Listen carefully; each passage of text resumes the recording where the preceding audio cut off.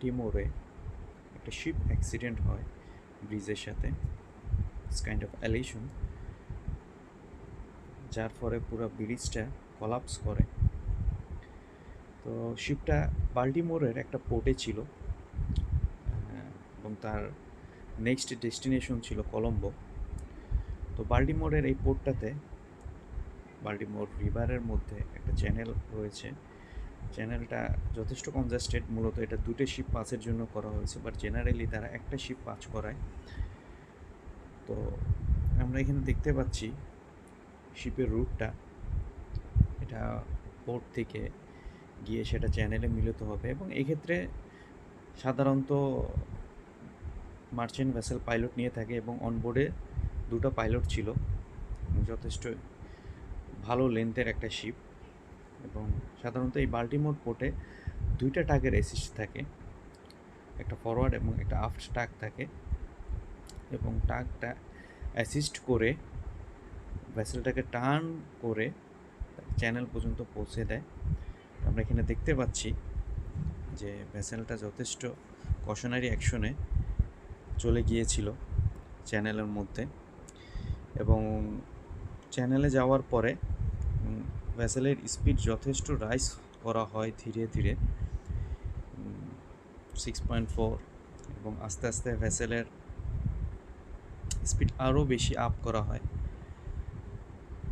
যেহেতু খুব বেশি ট্রাফিক থাকে না। নর্মালি ভেসেল ক্যাপ্টেনরা তাই করে থাকে এই বাল্টিমোর চ্যানেলে। এবং দেখতে পাচ্ছি অলমোস্ট 8.5 নটসে ভেসেলটা স্কি রাইজ করা হয় এবং আমরা দেখতে পাচ্ছি এখানে অ্যানিমেশনটা এবং চার্ট এবং ভিডিওর সাথে যথেষ্ট কোলাবোরেশন নেই পজিশনের, কিন্তু তারপরও এখানে বোঝা যাচ্ছে তো ভেসেলের সাডেন সে যখন বাল্টিমোর ব্রিজের কাছে আসে, তার ফার্স্ট টাইম পাওয়ার ফেইলার হয়, this kind of black out হয়ে যায় শিপটা যখন ব্ল্যাক আউট হয় অলমোস্ট 60 সেকেন্ডের মতো শিপটা ব্ল্যাক আউট ছিল এবং তার মেইন প্রোপালশন সিস্টেমটা লুজ করে। তার কিছুক্ষণ পরেই ভেসেলে ইমার্জেন্সি জেনারেটরের মাধ্যমে আমার সেকেন্ডারি পাওয়ার সাপ্লাই যেটা আছে সেটা দিয়ে শিপের পাওয়ার সাপ্লাইটা ব্যাক করা হয়।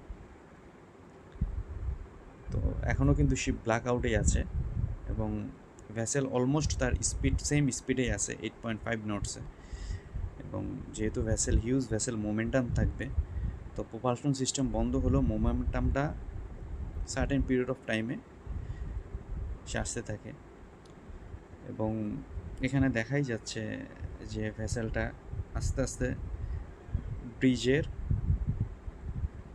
কাছাকাছি অবস্থান করছে আর কি। এখানে যথেষ্ট ভেসেলের স্পিডটা তখনও যথেষ্ট ছিল।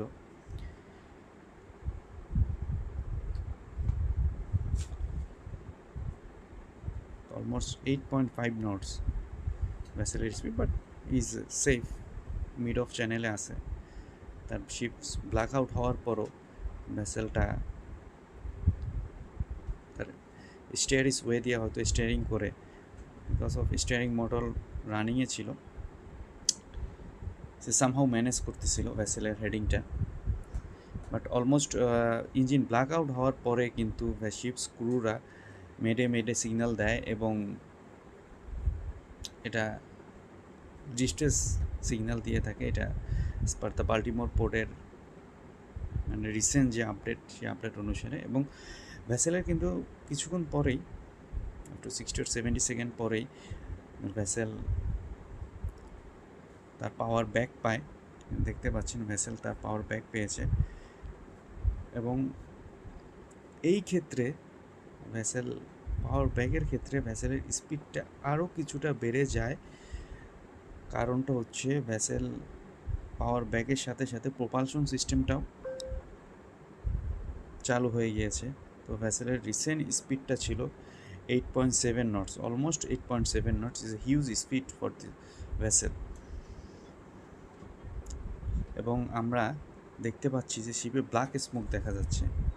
তো ব্ল্যাক স্মোকটা সাধারণত শিপে মেইন ইঞ্জিন প্রপালশন সিস্টেমে যদি গরমল থাকে বা মেইন ইঞ্জিনে যদি ঝামেলা থাকে তখন ব্ল্যাক স্মোক দেখা যায়। দ্বিতীয় কারণ হচ্ছে যদি ব্রিজ থেকে ইমার্জেন্সি স্ট্যান্ড প্রপালশন দেওয়া হয় সেক্ষেত্রেও ব্ল্যাক স্মোক শিপে দেখা দিতে পারে। তো বেসিক্যালি মেবি শিপের ক্যাপ্টেন এখানে back of propulsion stand propulsion দেয় শিপকে, এবং আমরা দেখতে পাচ্ছি এখানে শিপের স্পিড যথেষ্ট হারে কমে যাচ্ছে। কিন্তু এই ব্যাক অফ প্রপালশনের কারণে আমার শিপটা কিন্তু টার্ন করা শুরু করে চ্যানেলের বাইরে, এবং এটা ব্রিজের একটা পিলারের দিকে ধীরে ধীরে আগাতে থাকে। যদিও এখানে পোর্ট অ্যাঙ্কর লেট গো করা হয়েছিল, বাট যথেষ্ট সাফিসিয়েন্ট টাইমে ছিল না শিপের মোমেন্টাম কমানোর জন্য, এবং শিপের স্পিড কিন্তু র্যাপিডলি কমে 1.5 নটে চলে গেছে, এবং ইমার্জেন্সি স্ট্যান্ড হয়তো ইউজ করা হয়েছে। কিন্তু শিপের হেডিং ঘুরে যাওয়ার কারণে আমরা দেখতে পাচ্ছি ship direct hit to the bridge pillar, এবং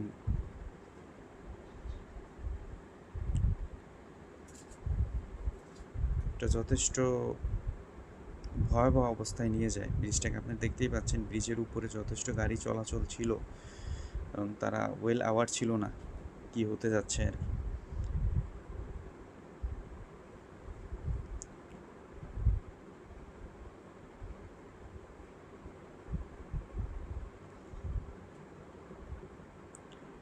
এবং শিপটা যখন সাডেন হিট করে শিপের পিলারকে, এবং একটা চেইন ইফেক্টের কারণে পুরো ব্রিজটাই ধসে পড়ে যায়। এই ছিল বাল্টিমোরের ব্রিজ কলাপস ফুটেজ।